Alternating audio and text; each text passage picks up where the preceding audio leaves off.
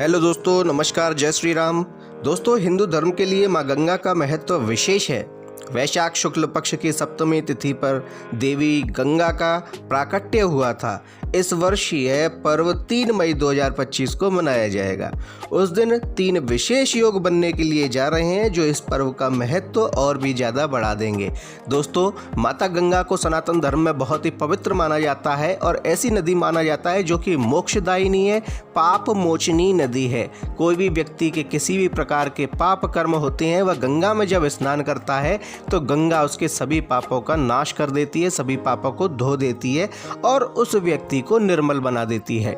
यही कारण है दोस्तों कि सनातन धर्म में गंगा को बहुत महत्व दिया जाता है और इसे सिर्फ नदी के रूप में ही नहीं अपितु माता के रूप में, माँ के रूप में माना जाता है।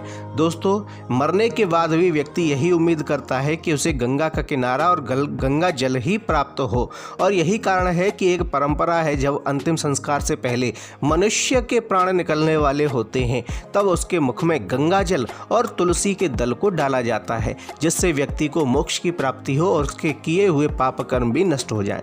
दोस्तों, गंगा पृथ्वी पर जब अवतरित हुई थी, जब उनका प्राकट्य हुआ था, तो उस तिथि को गंगा सप्तमी के नाम से जाना जाता है। और क्योंकि गंगा का महत्व तो हिंदू धर्म में, सनातन धर्म में बहुत अधिक है, इसलिए इस दिन माता गंगा का पूजन किया जाता है, गंगा में स्नान किया जाता है और अन्य कई कार्य भी किए जाते हैं। इसका बहुत बड़ा महत्व है और यही कारण है दोस्तों कि इस व्रत को करने से या फिर गंगा पूजन करने से, गंगा सप्तमी के दिन गंगा पूजन करने से व्यक्ति के पापों का नाश होता है और व्यक्ति, सिर्फ व्यक्ति ही नहीं अपितु व्यक्ति के पूर्वजों को भी इसका लाभ प्राप्त होता है। वे पूर्वज जो कि अब इस संसार में नहीं है, वे अब जो किसी अन्य लोक में है, उन्हें भी वहाँ सुख प्राप्त होता है, उन्हें भी वहाँ शांति प्राप्त होती है। तो दोस्तों, इस बार 3 मई 2025 को गंगा सप्तशती मनाई जाएगी। अगर ज्योतिषाचार्यों की हम बात करें तो उनके अनुसार गंगा सप्तमी पर इस बार त्रिपुष्कर, रवि और शिववास योग बन रहा है।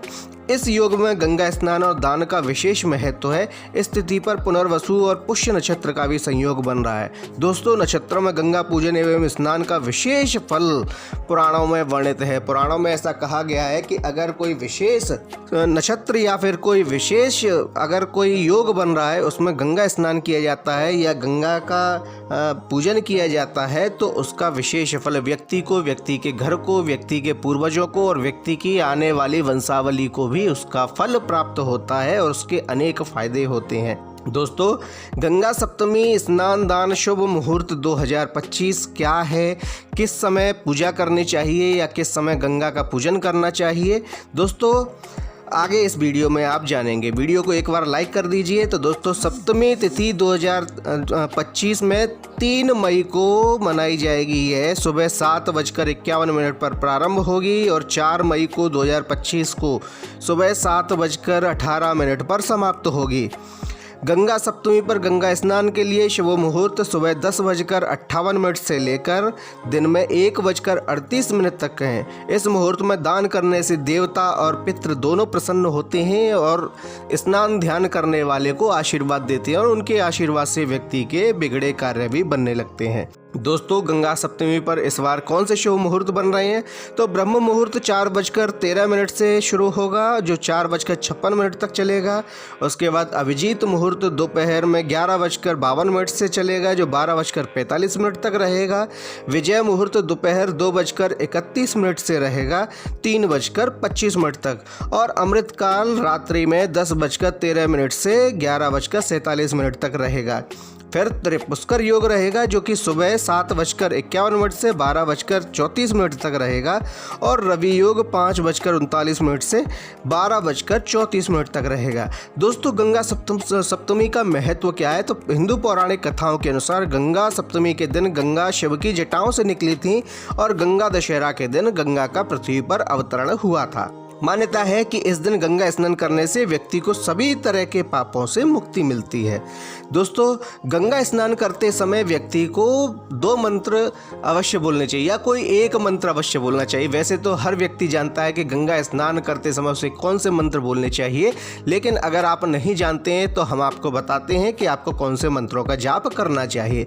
एक मंत्र है गंगे च यमुने चैव गोदावरी सरस्वती नर्मदे सिंधु कावेरी जलेस्मिन् सन्निधिं कुरु। ये एक मंत्र है, आप इस मंत्र का जाप कीजिए। या फिर दूसरा मंत्र है, वो है ओम नमो गंगाए विश्वरूपिणी नारायणी नमो नमः। दोस्तों, इस मंत्र का जाप करना बहुत शुभ माना जाता है, इसलिए आप गंगा स्नान करते समय इस मंत्र का जाप कर सकते हैं। इससे आपको लाभ प्राप्त होगा। दोस्तों, आपको हमारी जानकारी अच्छी लगे तो हमारे वीडियो को लाइक कीजिए, शेयर कीजिए, कमेंट में जय श्री राम, हर हर महादेव, जय गंगा मैया लिखिए और हमारे चैनल को सब्सक्राइब कीजिए। धन्यवाद।